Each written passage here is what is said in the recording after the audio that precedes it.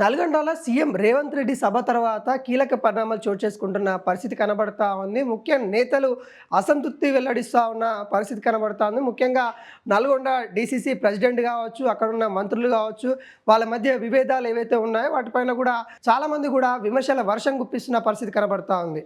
ముఖ్యంగా అక్కడ రాజగోపాల్ రెడ్డి మరి సభకు రాకపోవడం, సభకు దూరం ఉండడం మరి అనేక అనుమానాలకైతే దారితీస్తున్న పరిస్థితి కనబడతా ఉంది. ముఖ్యంగా గత కొద్ది రోజుల నుండి మరి రాజగోపాల్ రెడ్డి ఇటు ప్రభుత్వం పైన విమర్శల వర్షం గుప్పిస్తూ ఉన్నారు.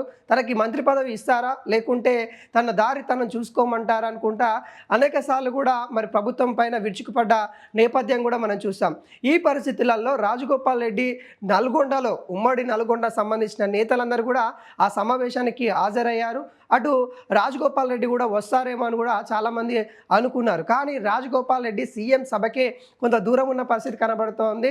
తను దూరం ఉండడం కాకుండా తనకు సంబంధించిన వర్గ నేతలు ఏవైతే ఉంటారో వాళ్ళు కూడా ఆ సభకు వెళ్ళొద్దు అన్నట్టుగా చెప్పారనే వార్తలు కూడా ఇప్పుడు చర్చనీయంగా జరుగుతూ ఉన్నాయి.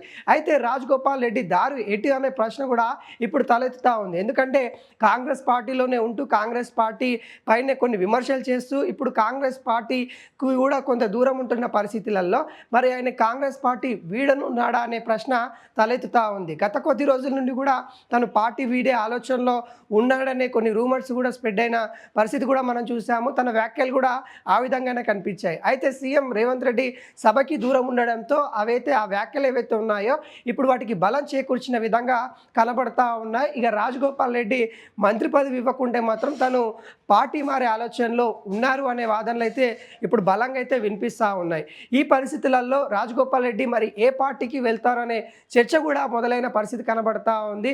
ఏదైతే గతంలో ఆయన బీజేపీ నుండి ఇటు కాంగ్రెస్లోకి వచ్చారు కాబట్టి బీజేపీకి వెళ్తారా, లేకుంటే ఇటు బీఆర్ఎస్ పార్టీకి వెళ్తారా అన్న చర్చలు అయితే వాళ్ళైతే జరుగుతూ ఉన్నాయి. కానీ తాను మాత్రం కాంగ్రెస్ పార్టీలో ఉంటాను, కాంగ్రెస్ పార్టీ నాకు మాట ఇచ్చింది, కాంగ్రెస్ పార్టీ అధిష్టానం ఆ మాట నిలబెట్టుకుంటుంది అనే కొంత ధైర్యం అయితే వ్యక్తం చేస్తూ ఉన్నారు. కాకుండా ఇక్కడున్న నాయకత్వం లోపం వల్లనే ఇక్కడున్న నాయకులు నన్ను అడ్డుకుంటా ఉన్నారు, ఇక్కడ నాయకత్వాన్ని నాకు కొంత నమ్మకం కోల్పోతూ ఉన్నాను, నాకు అధిష్టానం పైన నాకు నమ్మకం ఉంది అంటూ రాజగోపాల్ రెడ్డి వర్గ నేతలు చెప్తున్న పరిస్థితి కనబడతా ఉంది. ఆయన ఈ విధంగా మాట్లాడుతూ ఉన్నారు. తను అసంతృప్తితోనైతే ఉన్నారు. ఆ ఒక విషయంలో అయితే క్లారిటీ ఉంది. కాకుంటే ఆ ఇక్కడ నేతల పైన లేకుంటే ఢిల్లీ నేతల పైన అసంతృప్తి అనేది కూడా కొంత క్లారిటీ ఉన్న పరిస్థితి కనబడతా ఉంది. ఇక్కడున్న ఎవరైతే కాంగ్రెస్ పెద్దలు ఎవరైతే ఉన్నారో వాళ్ళపైన కొంత అసంతృప్తితో ఉన్న పరిస్థితి కనబడతా ఉంది. ఎందుకంటే హైకమాండ్ కూడా తనకి మంత్రి పదవి ఇవ్వాలని కూడా అనేక సార్లు సిఫార్సు చేసినట్టు కూడా తెలుస్తూ ఉంది. కానీ ఇక్కడ ఉన్న ఎవరైతే సీనియర్ నేతలు ఎవరైతే ఉన్నారో ఒకే ఇంట్లో ఇద్దరికి అన్నదమ్ములకి క్యాబినెట్ మరి భర్తలు ఇస్తే మరి మా ఇంట్లో కూడా మాకు ఇవ్వాల్సిన అవకాశం ఉంటుంది, మా ఇంట్లో కూడా ఇద్దరం సీనియర్లో ఉన్నామంటూ చాలామంది ముఖ్యంగా నల్గొండకు సంబంధించిన మరో నేత కూడా మరి అధిష్టానం దగ్గర ఈ విధంగానే మాట్లాడారనే వాదనలు కూడా బలంగా వినిపిస్తూ ఉన్నాయి. ఈ పరిస్థితులలో మరి రాజగోపాల్ రెడ్డికి మంత్రి పదవి రెండుసార్లు క్యాబినెట్ విస్తీర్ణ చేసినా కానీ తనకి అవకాశం దక్కలేదు. కానీ మరోసారి కూడా క్యాబినెట్ విస్తీర్ణ జరుగుతుందనే వాదనలు కూడా బలంగా వినిపిస్తూ ఉన్నాయి. అందులో రాజగోపాల్ రెడ్డి ఉండే అవకాశాలు ఉన్నాయన్నట్టుగా మనకైతే కొంత చెప్తా ఉన్న పరిస్థితి కనబడతా ఉంది.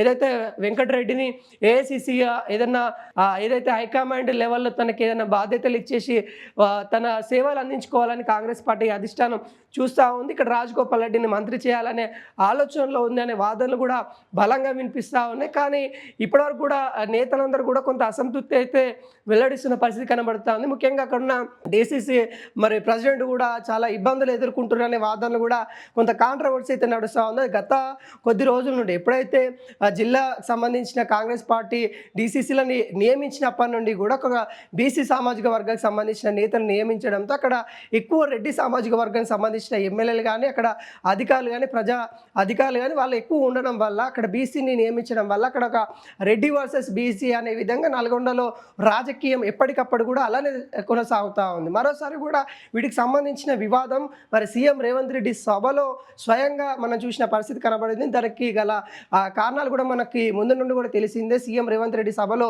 అక్కడ కొంత గొడవైన విషయం కూడా మన అందరికి తెలిసిందే. దానికి గల కారణాలు కూడా అక్కడున్న నాయకత్వం వల్లనే అలా జరిగిందనే వాదనలు అయితే బలంగా వినిపిస్తూ ఉంది. ఒకవైపు నల్గొండనే అభివృద్ధిగా తీసుకుంటాము, నల్గొండ అభివృద్ధి చేస్తాము, ఫ్లోరైడ్ నుండి మేము బయటికి తీసుకొస్తాము, నల్గొండ అంటే మొత్తం తెలంగాణలో అన్ని జిల్లాలకి ఆదర్శంగా తీర్చిదిద్దుతామని ఏమో సీఎం రేవంత్ రెడ్డి అంత బలంగా చెప్తా ఉన్నారు. కాకుంటే అక్కడున్న నాయకత్వం మాత్రం కొంత అసంతృప్తితో ఉన్న పరిస్థితి కనబడతా ఉంది. ఎవరైతే క్యాబినెట్లో అవకాశం దక్కిన వాళ్ళే కొంత హ్యాపీగా ఉన్న పరిస్థితి కనబడతా ఉంది. మిగతా వాళ్ళు పార్టీని నమ్ముకున్న వాళ్ళు అక్కడ కొంత అసంతృప్తిగా ఉన్న పరిస్థితి కనబడుతుంది. ఎందుకంటే స్వయాన ఎంపీ కూడా అక్కడ అభివృద్ధి జరగట్లేదు, ఇద్దరు మంత్రులు ఉన్నా కానీ అభివృద్ధి శూన్యంగా కనిపిస్తూ ఉంది, వాళ్ళు ఇక్కడ ఫోకస్గా లేరు అని కూడా వేదిక మీదుండి కూడా మాట్లాడిన సన్నివేశం కూడా మనం చూసాం.